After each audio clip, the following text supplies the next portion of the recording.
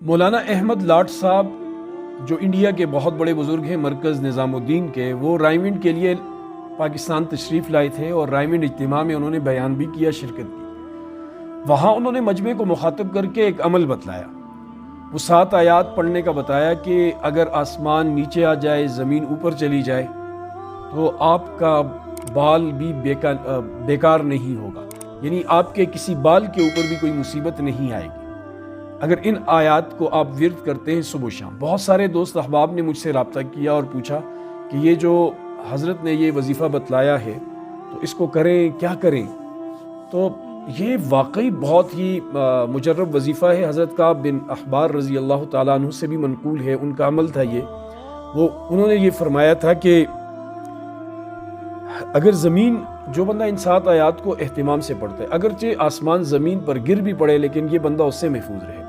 اور حضرت علی رضی اللہ تعالیٰ عنہ کا قول مشہور ہے کہ جس نے صبح و شام ان آیات کو وظیفہ بنا لیا وہ دنیا کی آفتوں سے محفوظ رہا، مامون رہا۔ تو یہ حضرت علی کا عمل بھی ہے، حضرت کعب بن احبار رضی اللہ تعالیٰ عنہ کا بھی عمل ہے۔ اب کرنا کیا ہے کہ ان آیات کو صبح و شام ایک بار پڑھ لے بندہ، ان 7 آیات کو۔ ان کو آیات منجیات کہا جاتا ہے، نجات دلانے والی آیات، یعنی حادثے سے نجات ملے گی، گھریلو پریشانیوں سے نجات ملے گی، مالی اعتبار سے دیوالیہ ہونے کا خطرہ نہیں رہے گا، فقر و فاقے سے بندہ محفوظ رہے گا، فتنہ فساد سے بندہ محفوظ رہے گا، آزمائشوں میں گرنے سے بندہ محفوظ رہے گا۔ اور ان کا اہتمام کریں۔ وہ 7 آیات جو ہیں وہ حضرت نے بھی پڑھ کر سنائی تھی، میں آپ کو ان کی آیت نمبر اور سورت نمبر بھی بتلا دیتا ہوں، پڑھ بھی دیتا ہوں۔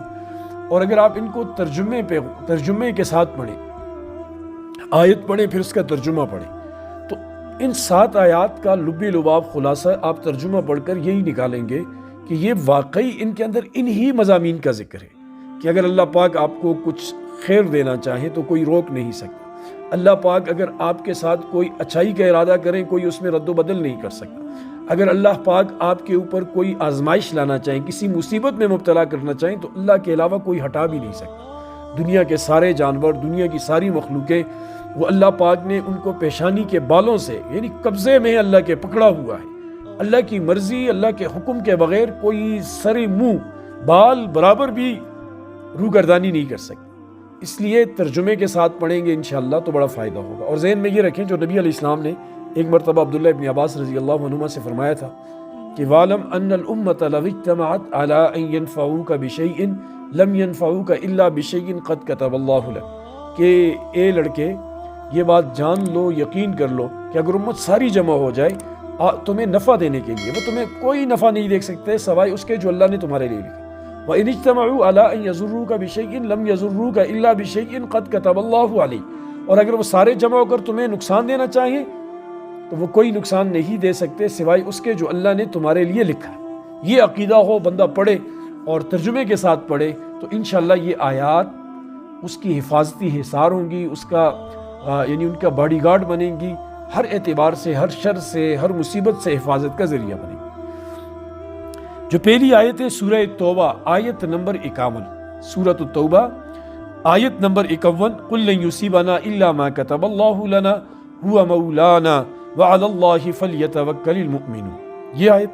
دوسری آیت سورہ یونس کی ہے، آیت نمبر 107، سورہ یونس آیت نمبر 107، وَإِن يَمْسَسْكَ اللَّهُ بِضُرٍّ فَلَا كَاشِفَ لَهُ إِلَّا هُوَ وَإِن يُرِدْكَ بِخَيْرٍ فَلَا رَادَّ لِفَضْلِهِ يُصِيبُ بِهِ مَن يَشَاءُ مِنْ عِبَادِهِ وَهُوَ الْغَفُورُ الرَّحِيمُ۔ اور آیت نمبر 3 یہ بھی سورہ یونس کی ہے اور آیت نمبر 6 ہے، یعنی سورہ یونس کی آیت نمبر 6، وَمَا مِن دَابَّةٍ فِي الْأَرْضِ إِلَّا عَلَى اللَّهِ رِزْقُهَا وَيَعْلَمُ مُسْتَقَرَّهَا وَمُسْتَوْدَعَهَا كُلٌّ فِي كِتَابٍ مُبِينٍ۔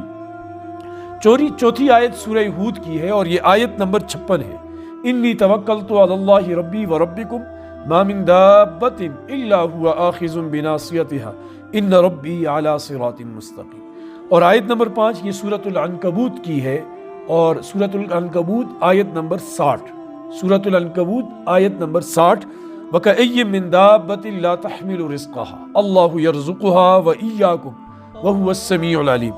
اور آیت نمبر 6 جو ہے یہ سورہ فاطر کی ہے، اور سورہ فاطر کی آیت نمبر 2 ہے، وَمَا يَفْتَحِ اللَّهُ لِلنَّاسِ مِن رَحْمَةٍ فَلَا مُمْسِكَ لَهَا وَمَا يُمْسِكْ فَلَا مُرْسِلَ لَهُ مِن بَعْدِهِ وَهُوَ الْعَزِيزُ الْحَكِيمُ۔